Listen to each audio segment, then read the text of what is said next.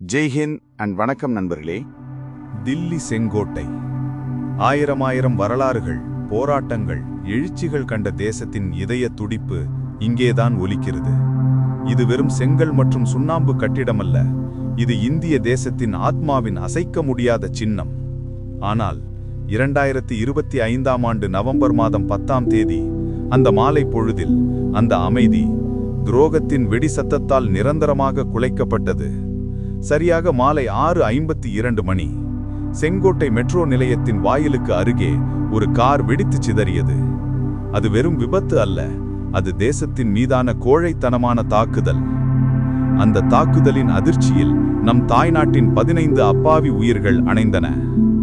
காயமடைந்தவர்கள் மருத்துவமனையில் மரணத்துடன் போராடினர். இந்த தாக்குதலின் ஆழமான வடு தேசத்தின் தலைநகரையே உலுக்கியது. ஆனால் தில்லி நிர்வாகம் ஒரு கணம் கூட தாமதிக்கவில்லை. முதலாவது நடவடிக்கை உடனடி உயர்மட்ட பாதுகாப்பு கூட்டங்கள். மத்திய உள்துறை அமைச்சர், தேசிய பாதுகாப்பு ஆலோசகர் மற்றும் தில்லி காவல்துறை ஆணையர் அனைவரும் ஒரே மேசையில்.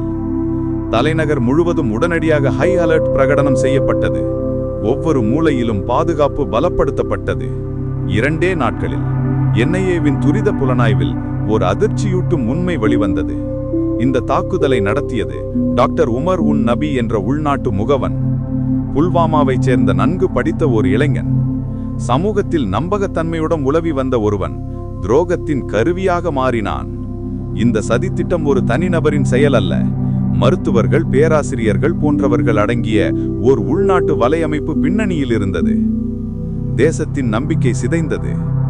NIA உடனடியாக இந்த வலையமைப்பை அறுக்க களமிறங்கி பல மாநிலங்களில் வேட்டையாடி முக்கிய குற்றவாளிகளை சட்டவிரோத செயல்கள் தடுப்புச் சட்டம் UAPA கீழ் கைது செய்தது.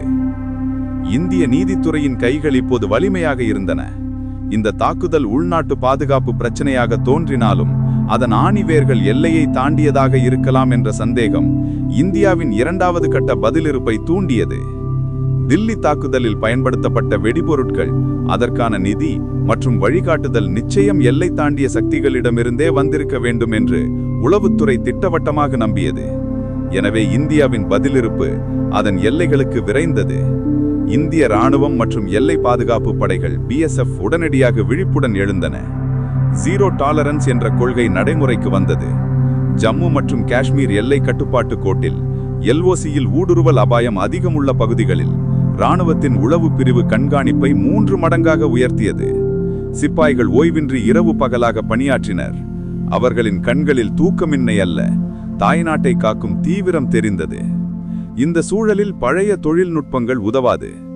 எல்லையில் உள்ள இராணுவச் சாவடிகளுக்கு ட்ரோன் எதிர்ப்பு தொழில்நுட்பம், ஆன்டி ட்ரோன் டெக்னாலஜி மற்றும் இரவிலும் எதிரியின் அசைவுகளை பிடிக்கும் அதிநவீன வெப்பப்பட கருவிகள், தெர்மல் இமேஜர்ஸ் உடனடியாக அனுப்பப்பட்டன.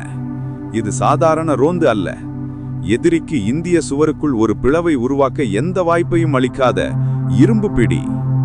மறுபுறம் பஞ்சாப் மற்றும் மேற்கு எல்லைகளில் போதைப் பொருள் மற்றும் ஆயுத கடத்தலின் மூலம் தீவிரவாதிகளுக்கு நிதி மற்றும் தளவாடங்கள் செல்வதை தடுக்க சர்வதேச எல்லையில் BSFின் இரவு ரோந்து பணிகள் அதிதீவிரமாகின. இது தற்காலிக நடவடிக்கைகள் அல்ல, இது தேசத்தின் நீண்டகால பாதுகாப்பு உத்தி. எல்லையோர கிராமங்களில் உள்ள ஒவ்வொரு குடிமகனும் இப்போது ஒரு பாதுகாப்பு சிப்பாய். பொதுமக்களின் விழிப்புணர்வுடன் இணைந்து உருவாக்கப்பட்ட இந்த வலையமைப்பு எல்லையில் எந்த ஒரு துரோகத்தையும் முளையிலேயே கிள்ளி எறிய தயாராக இருந்தது. செங்கோட்டை தாக்குதலின் அனல் எல்லை பாதுகாப்பு படைகளின் உறுதியை மேலும் கூர்மைப்படுத்தியது. இந்தியா விழித்தவுடன் எதிரி தன் தந்திரத்தை மாற்ற முயற்சித்தான். செங்கோட்டை தாக்குதல் நடத்தியவர்கள் தங்கள் சகாக்களின் மூலம் எல்லையில் மீண்டும் ஓர் அச்சுறுத்தலை உருவாக்க முயன்றனர். ஆனால் இந்திய இராணுவம் காத்து கொண்டிருந்தது. துல்லியமான வேட்டை. நவம்பர் 15. தாக்குதல் நடந்த 5 நாட்களில் நவம்பர் 15ஆம் நாள் ஜம்முவின் பூஞ்ச் மாவட்டத்தில் 2 பயங்கரவாதிகள் LOCயை கடக்க முயன்றனர். ஆனால் அவர்கள் கண்ணில் படுவதற்கு முன்பே இந்திய இராணுவத்தின் துல்லியமான துப்பாக்கிச் சூட்டிற்கு இலக்காகினர். அவர்கள் சுட்டு வீழ்த்தப்பட்டனர். கைப்பற்றப்பட்ட பொருட்களின் பட்டியல் அதிர்ச்சியூட்டியது. தற்கொலை தாக்குதலுக்கான ஆயுதங்கள், தகவல் தொடர்பு சாதனங்கள், மேலும் செங்கோட்டை தாக்குதலுடன் தொடர்புடைய நிதி பரிவர்த்தனை ஆவணங்கள். இது எல்லையில் உள்ள சிப்பாய்கள் வெறும் பாதுகாப்பாளர்கள் அல்ல, தேசத்தின் உளவுத்துறையின் நீட்டிக்கப்பட்ட கரங்கள் என்பதை நிரூபித்தது. நவம்பர் 18 ட்ரோன் வேட்டையாடுதல். பஞ்சாப் எல்லை பயங்கரவாதத்தின் புதிய தளவாட வழியானது. நவம்பர் 18 அன்று ஒரு பாகிஸ்தானிய ட்ரோன் ஆயுத கடத்தலுக்காக இந்திய வான்பரப்புக்குள் ஊடுருவியது. BSF வீரர்கள் சிறிதும் தயங்கவில்லை. அவர்கள் உடனடியாக துப்பாக்கியால் சுட்டு அந்த ஆளில்லா விமானத்தை மீண்டும் எல்லை தாண்டி ஓட வைத்தனர். இது சாதாரண ட்ரோன் அல்ல, இது எல்லையின் அமைதியை சீர்குலைக்க வந்த ஒரு பறக்கும் அச்சுறுத்தல். இந்தியாவின் படைகளின் அச்சமற்ற இந்த நடவடிக்கை பயங்கரவாதிகள் எந்த வழியில் வந்தாலும் அவர்களுக்கு இங்கு கல்லறைதான் என்பதை உணர்த்தியது. இந்த சம்பவங்கள் செங்கோட்டையின் காயத்திற்கு எல்லைகளில் கிடைத்த உடனடி உறுதியான பதிலடியாகும். தில்லியில் சிந்திய இரத்தத்திற்கு எல்லைகளில் உள்ள வீரர்கள் கண்ணீர் அல்ல, துப்பாக்கியால் பதில் தந்தனர். இந்தியாவின் பாதுகாப்பு பதிலுறுப்பு வெறும் அறிக்கைகளுக்கோ அல்லது ஊடக வெளிச்சத்திற்கோ அல்ல, அது தேசிய பாதுகாப்பை பேணுவதற்கான ஆழமான நிரந்தரமான அர்ப்பணிப்பாகும். இராணுவ நடவடிக்கைகளைப் போலவே உலக அரங்கிலும் இந்தியா தன் குரலை உரக்க ஒலிக்கச் செய்தது. இது ராஜதந்திரத்தின் பதிலடி. சர்வதேச அழுத்தம். இந்திய வெளியுறவுத்துறை அமைச்சகம் செங்கோட்டை தாக்குதலின் அனைத்து புலனாய்வு ஆதாரங்களையும், எல்லையில் நடந்த ஊடுருவல் முயற்சிகளின் விவரங்களையும் ஐநா சபை மற்றும் உலக நாடுகளுக்கு ஆதாரங்களுடன் வழங்கியது. எல்லை தாண்டிய பயங்கரவாதத்திற்கு எதிராக உலக நாடுகள் அனைவரும் இணைந்து போராட வேண்டும் என்று இந்தியா முன்மொழிந்தது. இந்தியாவின் இந்த அழுத்தமான குரல் பயங்கரவாதத்தை ஆதரிக்கும் சக்திகளை சர்வதேச அரங்கில் தனிமைப்படுத்த உதவியது. சட்ட திருத்தங்கள் மற்றும் மறுசீரமைப்பு. இந்த தாக்குதலுக்கு பிறகு நாட்டின் உளவுத்துறை பரிமாற்றம், அதாவது இன்டெலிஜென்ஸ் ஷேரிங் மற்றும் பயங்கரவாத எதிர்ப்பு படைகளின் கவுண்டர் டெரரிசம் ஃபோர்ஸஸின் ஒருங்கிணைப்பு மறுசீரமைக்கப்பட்டது. மேலும் உள்நாட்டு பயங்கரவாத சவால்களை எதிர்கொள்ள தேசிய பாதுகாப்பு கொள்கையில் சில முக்கியமான திருத்தங்கள் கொண்டு வரப்பட்டன. இந்தியாவின் பாதுகாப்பு அரண் இப்போது மேலும் பலப்படுத்தப்பட்டது.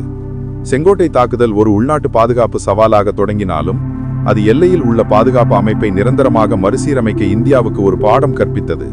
தாக்குதலுக்கு பிறகு எல்லையில் ஊடுருவுகளை முறியடிப்பதில் காட்டப்பட்ட உறுதியும் வேகமும் பயங்கரவாதத்தை ஒடுக்குவதில் இந்தியா சமரசம் செய்யாது என்பதன் தெளிவான செய்தியாகும். வெடிவிபத்து நடந்த அதே செங்கோட்டை மெட்ரோ நிலையம் சில நாட்கள் மூடிய பின் மீண்டும் திறக்கப்பட்டது. இது பயங்கரவாத அச்சுறுத்தல்களுக்கு அஞ்சாமல் இயல்பு வாழ்க்கையை மீட்டெடுப்பதில் இந்திய தேசம் கொண்டுள்ள அசைக்க முடியாத நம்பிக்கையின் அடையாளமாக அமைந்தது. தில்லியில் சிந்திய ரத்தம் வீண்போகாது. செங்கோட்டையின் காயத்திற்கு தேசம் தன் உறுதிப்பாட்டால் மருந்திட்டது. புலனாய்வில் வேகம், எல்லையில் துல்லியம், சர்வதேச அரங்கில் நீதி. இதுதான் 2025 செங்கோட்டை தாக்குதலுக்கு பிறகு இந்தியா வழங்கிய பதில். இந்தியா தன் தலைவணங்க மறுக்கும் தேசம். ஜெய் ஹிந்த்.